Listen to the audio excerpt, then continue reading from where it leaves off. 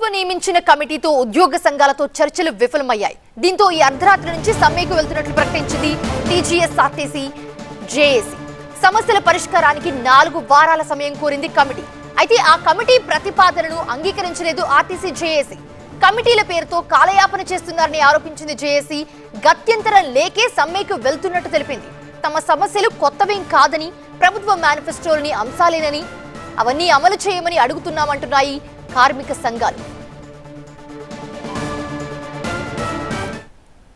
ప్రభుత్వం ఒక కనుతురుపు మాదిరిగా ఏదో ఒక మీటింగ్ పెట్టి ఒక ఐఏఎస్ కమిటీ వేస్తున్నాం, దానికి 4 వారాలు టైం అడుగుతున్నాం, ఆ తర్వాత మీరు సమ్మెలోకి వెళ్ళినా మీ పరిష్కారం చేస్తామని చెప్పడం హాస్యాస్పదంగా ఉంది.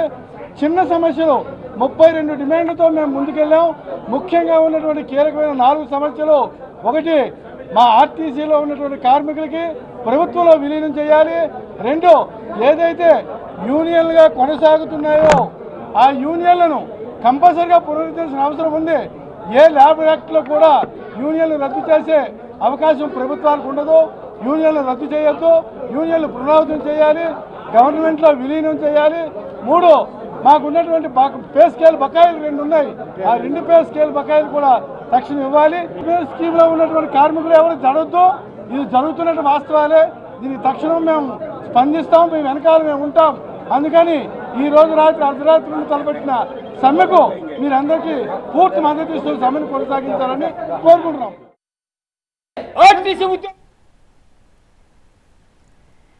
ఎస్మాతో కార్మికులను భయపెట్టే ప్రయత్నం చేస్తున్నారని, అయితే ఎలాంటి బెదిరింపులకు భయపడేది లేదు అంటున్నారు RTC JAC vice chairman Thomas Reddy. మరింత సమాచారం మా స్పెషల్ కరెస్పాండెంట్ ఎలిందర్ అందిస్తారు. ఆర్టీసీ సమస్యల పరిష్కారం కోసం తెలంగాణ ప్రభుత్వం ఏర్పాటు చేసినటువంటి కమిటీతో ఆర్టీసీ జేఏసీ చర్చలు విఫలమయ్యాయి. ఆ చర్చలు విఫలమైనటువంటి నేపథ్యంలో రేపటి నుంచి యాజ్ టీజ్గా అర్ధరాత్రి నుంచి సమ్మె బాట పట్టనున్నారు ఆర్టీసీ జేఏసీ. సంబంధించి మనతో మాట్లాడేందుకు RTC JAC vice chairman Thomas Reddy మనతో ఉన్నారు, ఆయనతో మాట్లాడదాం. ఎలాంటి చర్చ జరిగింది? చాలా సుదీర్ఘంగా చాలా చర్చ జరిగింది. అంతా కూడా సమ్మె ఉండదు అనే ఒక కంక్లూజన్కి వచ్చినటువంటి పరిస్థితి కనిపిస్తుంది. ఆల్ ఆఫ్ సడన్ ఎందుకు సమ్మె బాట పట్టాల్సిన అవసరం ఎందుకు వచ్చింది? మేము ముందే ఊహించినాం, ఇది జరిగే పరిస్థితి కాదు, కాలయాపన చర్చలని మాకు తెలిసిపోయింది. గతంలో కూడా చర్చలకు పోయినప్పుడు వాళ్ళు ఏం చెప్పలేదు, మేనిఫెస్టోలో పెట్టిన అంశాలని అడిగితే చెప్పలేదు. ఈరోజు 4 గంటలు సుదీర్ఘ చర్చలు జరిగినాయి. చర్చ అనేది మేము ఇచ్చిన మెమోరాండం మీద పాయింట్ టు పాయింట్ జరగాలి, ఆ విధంగా జరగలే. కేవలం ఐఏఎస్ ఆఫీసర్లు 4 వచ్చిండ్రు, మా కమిటీ చేసినాం, ఎండీ గారు ఉన్నారు కాబట్టి మేము న్యాయం చేస్తాం, 4 వారాలు మాకు టైం ఇవ్వండి అన్నీ చేస్తామన్నారు.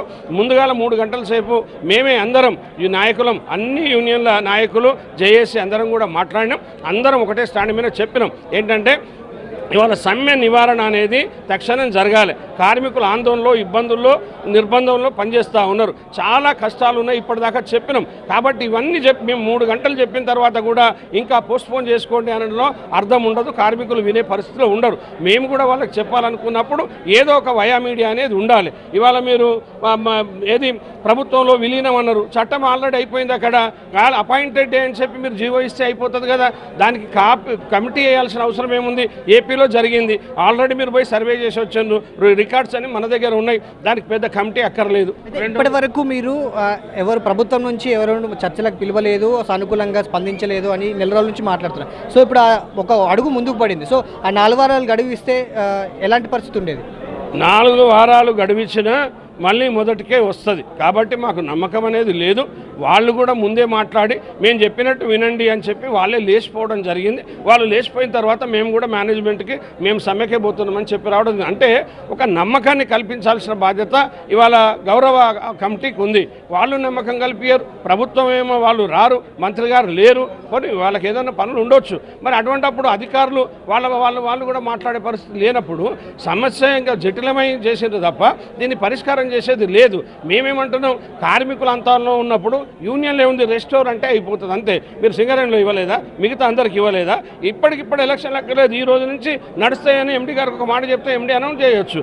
అంటే మీకు నిజంగానే కార్మికులకు న్యాయం చేయాలి, ఆర్టీసీకి బాగు చేయాలి, మీరు మాట మీద ఉండాలనుకున్నప్పుడు ఇది ఒక ½ అన్ అవర్ పనే తప్ప వేరే కాదు.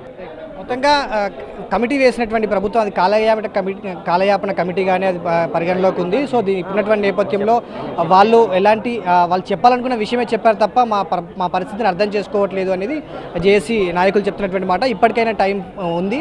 సో తెల్లవారుజామున వరకు కూడా చర్చలు జరిపినటువంటి సందర్భాలు ఉన్నాయి కాబట్టి ఆ దిశగా ప్రభుత్వం కావచ్చు, అధికారులు కావచ్చు ఆలోచన చేస్తే మేము సమ్మె నివారణ చర్యలు తీసుకుంటే మేము ఎట్టి పరిస్థితుల్లో చర్చించడానికి కావచ్చు, మాట్లాడడానికి సిద్ధంగా ఉన్నాము. సో ఈ విషయం అంతా కూడా ప్రభుత్వ పరిధిలోనే ఉంది, అంటే కమిటీ పరిధిలో, మంత్రి పరిధిలోనే ఉంది కాబట్టి ఆ దిశగా వారు ఆలోచించాలనేది జేఏసీ నాయకులు చెప్తున్నటువంటి మాట. Video journalist Srikanth, LN Reddy, TV 9 Hyderabad.